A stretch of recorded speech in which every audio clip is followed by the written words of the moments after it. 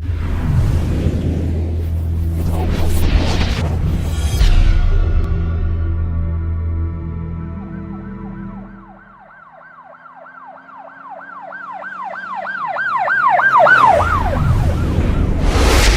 कसूर ये है कि मैं आवाज़ उठा रहा हूँ और ये जब तक मेरी ज़िंदगी है मैं अपने भाई का केस लड़ूंगा। आपने उनको वास्ता नहीं डाला? मैंने खुदा का वास्ता सारा कुछ किया उनके साथ। मियां ने धुंद चपेड़ मारी है, कहना चढ़ उत्ते।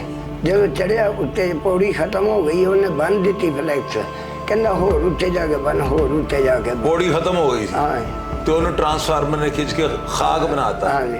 उसे ऊपर से करंट लगा, करंट लगने के बाद वो नीचे गिरा। फिर ये शालीमार हॉस्पिटल लेके गए, वहाँ पे इन्होंने अब्बू से साइन करवा लिए हैं कि भी आप क्या कहते हैं ना किसी पुलिस वाले से कोई बातचीत करिएगा, हम आपके साथ पूरा ताउन करेंगे, आपको नौकरी से भी नहीं निकालेंगे और आपको मकान भी दे देंगे। मेरे पास गुज़म्फर की तस्वीर भी है, मैं गुज़म्फर की तस्वीर है। ये जराइम पेशा लोग हैं, ये अदारों से मेरी अपील है कि आप इनको पकड़ें।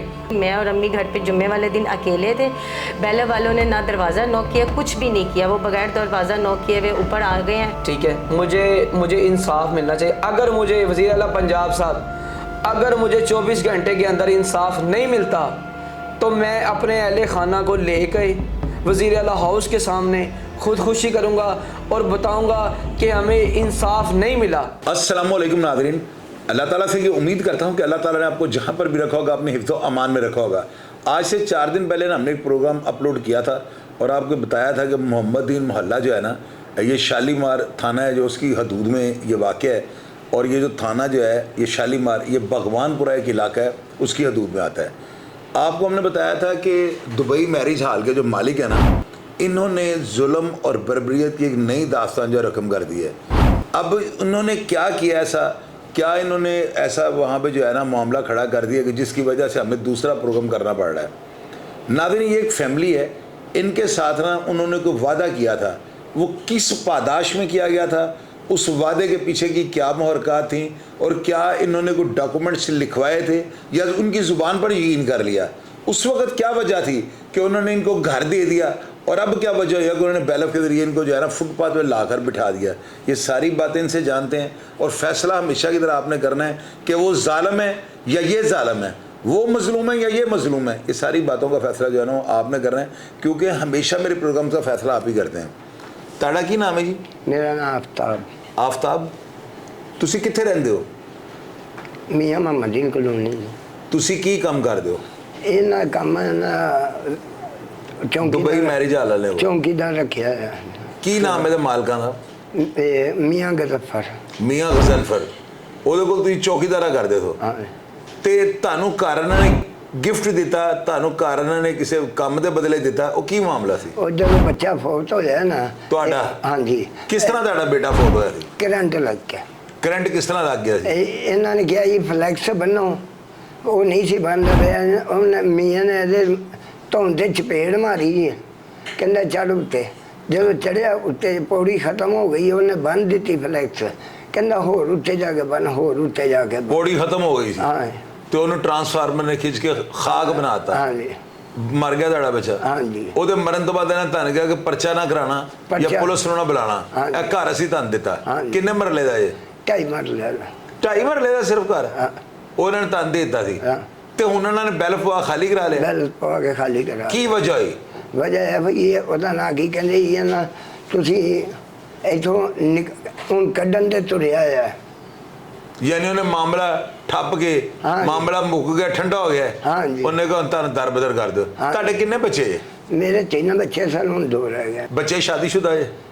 एक बेटा शादीशुदा है। और ਤੁਹਾਡੀ बेगम ने जिन्होंने इंटरव्यू दिता है, उन्हें शुगर का मसला है? शुगर का नहीं मसला है, उन्होंने कोई चीज़ ना लड़ गई सी, उन्होंने खारिश करके ना तो जख्म हो गया है, पूरी लाते देना जख्म हो गया है।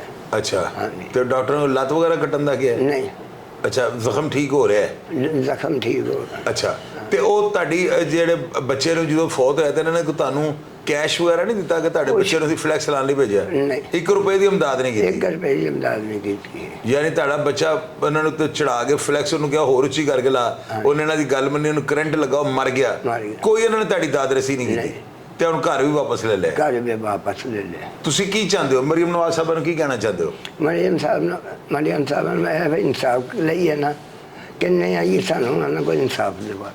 ਯਾਨੀ ਤੁਹਾਨੂੰ ਰਹਿਣ ਸਿਰ ਲੁਕਾਉਣ ਦੀ ਜਗ੍ਹਾ ਤੇ ਮਿਲ ਜਾਵੇ ਨਾ, ਬੱਚਾ ਤੁਹਾਡਾ ਦੁਨੀਆ चला गया। हाँ जी। ਇਸ ਤੋਂ ਇਲਾਵਾ और तो कोई मुतालबा नहीं। शहरियार बेटे जब बैलफ पड़ा था आपके घर तो पुलिस वाले आपको साथ ले गए थे, क्या हुआ था? मामला ये था कि मुझे जब छोटी सिस्टर फ़ोन करती हैं कि आप ना किधर हैं, तो मैंने कहा जी मैं तो काम पे हूँ जी, बैलफ वाले आ गए।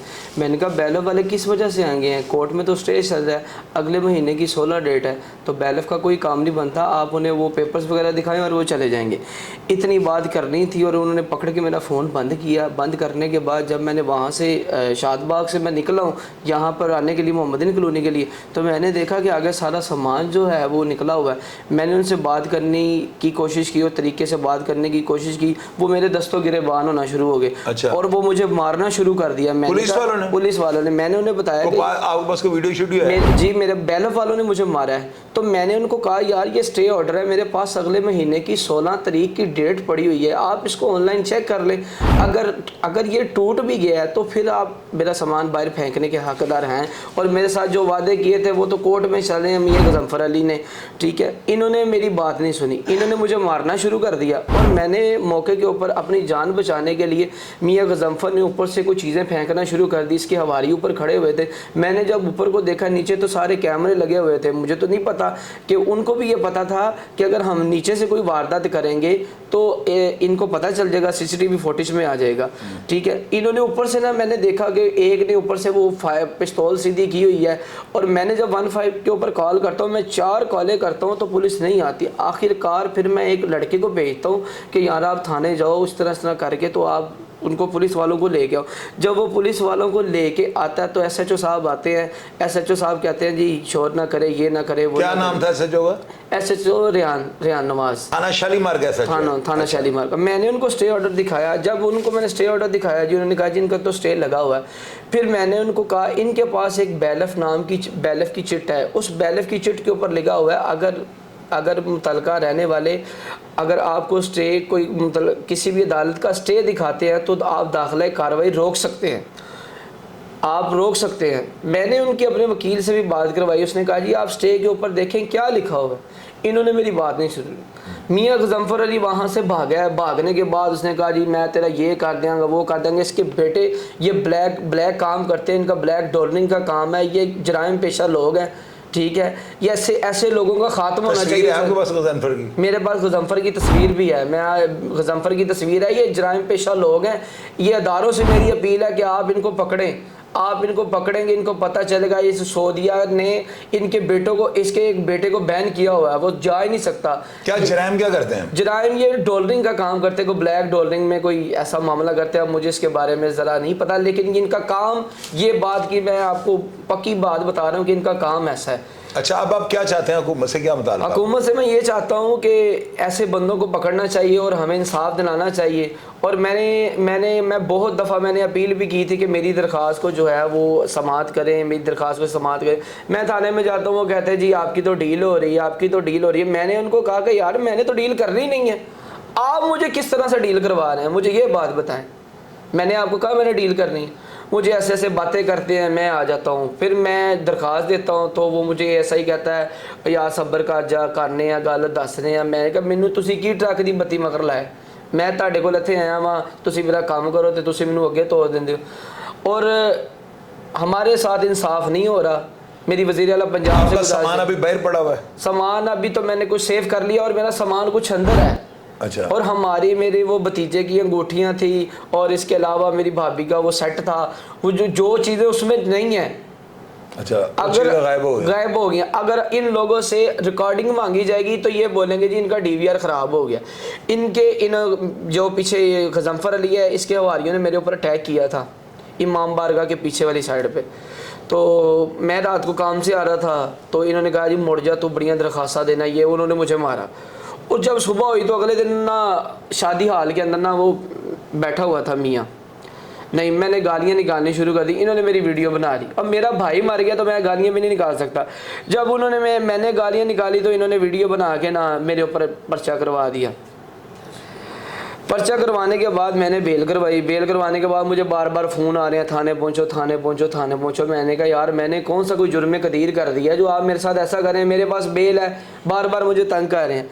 फिर मैंने वो दूसरी दफ़ा फिर कॉल आ जाती है कि जी थाने पहुँचे। मैं थाने जाता हूँ, फिर मैं आता हूँ। उसके बाद जज साहब जो हैं वो मेरी पक्की बेल कर देते हैं, ओके हो जाता है, मैं केस से बरी हो जाता हूँ।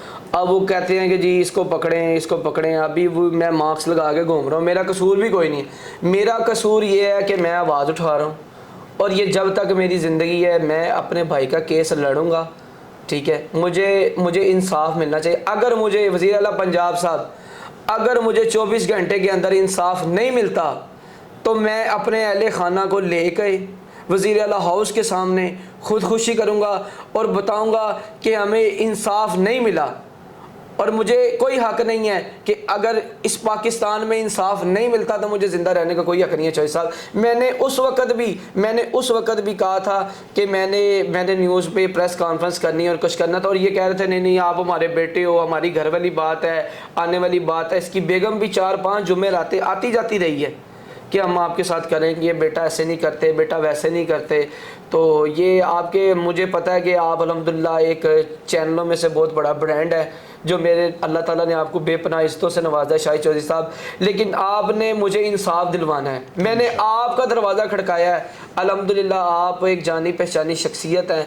मेरी दुआ है अल्लाह ताला आपको इज़्ज़तों से नवाजे और आप मेरे इस मामले के लिए आवाज़ उठाएँ, इसका अजर आपको अल्लाह ताला अता फरमाए इंशाल्लाह। बेटे आपके भाई को इन्होंने किस तरह फ्लैक्स लगाने के लिए ऊपर चढ़ाया और भाई के साथ क्या हुआ, उसके बाद इन्होंने आपको घर क्यों दिया और अब खाली क्यों करवाया? मेरे भाई को इन्होंने फ्लैक्स लगाने के लिए ऊपर चढ़ाया। कब की बात है? ये 25 नवंबर की बात है, असर के टाइम 24 की 2024 की। हाँ जी 2024 25 नवंबर की बात है। मेरा भाई असर की नमाज पढ़ के आ रहा था, इन्होंने उसे ज़बरदस्ती ऊपर चढ़ा के फ्लैक्स बनवाई। एक दफ़ा उसने बांध दी है खंबे के ऊपर चढ़ाया। जी खंबे, ट्रांसफार्मर जो ट्रांसफार्मर वाला जी जो बड़ा ट्रांसफार्मर होता है ना उसके ऊपर चढ़ाया। उसने एक दफ़ा बांध दी है, फिर इन्होंने कहा थोड़ी सी और ऊपर करके बांध दे। उसे ऊपर से करंट लगा, करंट लगने के बाद वो नीचे गिरा। फिर शालीमार हॉस्पिटल लेके गए, वहाँ पे इन्होंने अब्बू से साइन करवा लिए हैं कि भी आप क्या कहते हैं ना किसी पुलिस वाले से कोई बातचीत करिएगा, हम आपके साथ पूरा ताउन करेंगे, आपको नौकरी से भी नहीं निकालेंगे और आपको मकान भी दे देंगे और आपके साथ हम लोग महीने का राशन का भी इंतज़ाम आपको करके देंगे। आपके काम, हमारे काम की वजह से आपका बेटा इस दुनिया से चला गया है। उन्होंने अब जाके हमें जब मामला बिल्कुल ख़त्म हो गया, वह 6 माह गुजर चुके, अब बैलफ को बुला के मैं और अम्मी घर पे जुम्मे वाले दिन अकेले थे। बैलफ वालों ने ना दरवाज़ा नॉक किया, कुछ भी नहीं किया, वो बगैर दरवाज़ा नॉक किए हुए ऊपर आ गए हैं।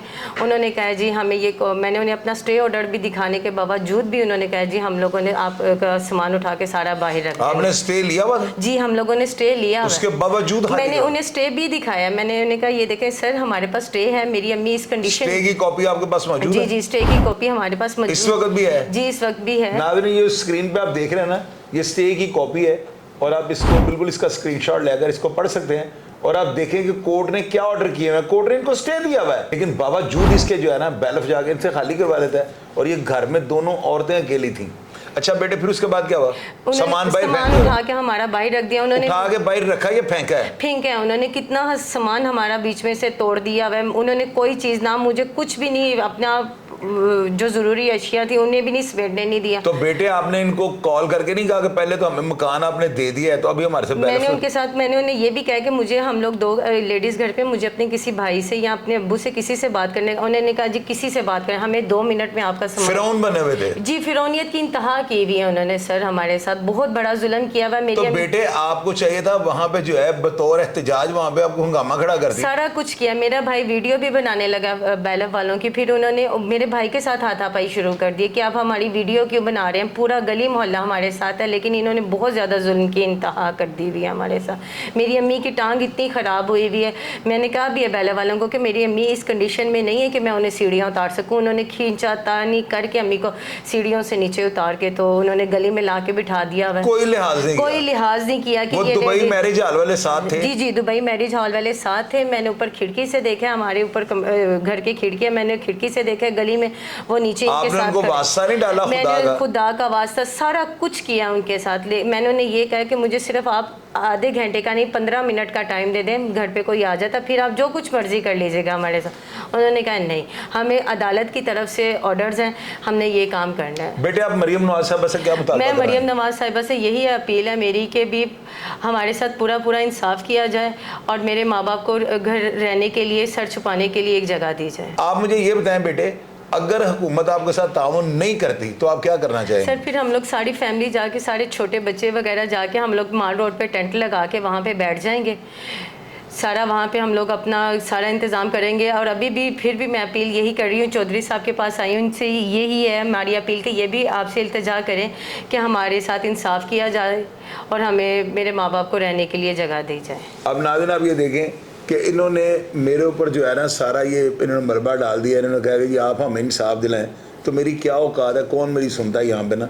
लेकिन मैं अपने अदारों से ये रिक्वेस्ट करनी चाहता हूँ, खुदा इस तरह ना किया करें। अगर कोई गरीब आदमी जिसके पास सर छुपाने की जगह नहीं है और कोई बंदा देखिए, उसने इनके बच्चे को जाना कहा कि फ्लैक्स लगाओ, उसने लगाई और उसके बाद जो कहते हैं और ऊंची करो, तो ऊपर ट्रांसफार्मर था, उसकी वजह से ना यानी ट्रांसफर नज़दीक होने की वजह से बच्चे की डेथ हो जाती है, करंट लगता है, वो मर जाता है। उसके बाद वो दुबई मैरिज हॉल वाले जो है मोहम्मदीन मोहल्ला में जो रहते हैं, उन्होंने जो वहाँ पे मैरिज हॉल बनाया हुआ है, उन्होंने देखा कि मामला तो गर्म है, ये हमारे ऊपर FIR दर्ज हुई, भाग दौड़ पड़ जाएगी। उन्होंने जो है ना मामला रफा दफा करने के लिए इनको घर देने का लालच किया। इनके वालिद जो जिनका बयान आपने सुना है वो चौकीदारा करते हैं, उनको भी कहा कि ये आपको नौकरी से नहीं निकालेंगे, आपको राशन वगैरह भी। तो ये बेचारे इन्होंने कहा कि चलें ठीक है, बच्चा तो हमारा दुनिया से चला गया है, वो एक हादसा था, इन्होंने भी कबूल कर लिया खुदा की जो है ना उस चीज़ को। तो अभी क्या किया उन्होंने, 5-6 महीने गुजरे हैं और बगैर बताए हमला कर दिया। मैं तो ये कहूँ धावा बोल दिया और इनका सामान उठा कर बाहर सड़क पे रख दिया। आप ये सारे सामान की जो है ना सड़क पे पड़े की वीडियो भी देख रहे हैं। और मैंने उस दिन भी ये प्रोग्राम में आपको सारी बातें हाईलाइट कर दी थी। और आज ये बेचारे जो है ना, पता नहीं क्यों उम्मीद उठा कर लोग मेरे पास आ जाते हैं। इनके दिल में ये होता है कि हम शाहिद चौधरी के पास जाएँ तो ये हमें नए घर की चाबी दे देगा। तो मैं चाहता हूँ कि ठीक है, अगर लोग इस तरह यहाँ पर मेरे पास आते हैं ना, तो अदारे भी हमारे साथ इस तरह ताउन करें और जायज़ बात और जायज़ मुतालबा जो इन पर फौरी तौर पर एक्शन होना चाहिए। और ये जो दुबई मैरिज हॉल वाले, इनके खिलाफ सख्त कार्रवाई होनी चाहिए, कानून के कटहरे में इनको ला खड़ा करना चाहिए कि भाई ये क्या, कहाँ का इंसाफ है। पहले मकान खुद दे रहे हो और बाद में बैलेट डलवा रहे हो। और ये गरीब इतने सीधे हैं कि इनसे लिखवा भी नहीं सके। प्रोग्राम के बारे में आप जो भी राय रखते हो या आप सारे मामले के बारे में कोई भी बात जानते हो और ऐसी कोई बात जो हम आपको ना बता सकें, आपके नॉलेज में हो, वो लाजमी लिखिएगा ताकि लोग जो है ना उसको पढ़ सकें और लोगों को यकीन हो सके हमने जो प्रोग्राम किया बिल्कुल जेन्युइन और गैर जानिबदार है। तो नाज़रीन इसी तरह आप हमेशा जो हमारे कमेंट बॉक्स में रिप्लाई करते रहा करें और मैं हमेशा की तरह आपको जो है ना जवाब देने की कोशिश करूँगा। अपना ढेर सारा ख्याल रखिएगा जी। पाकिस्तान जिंदाबाद।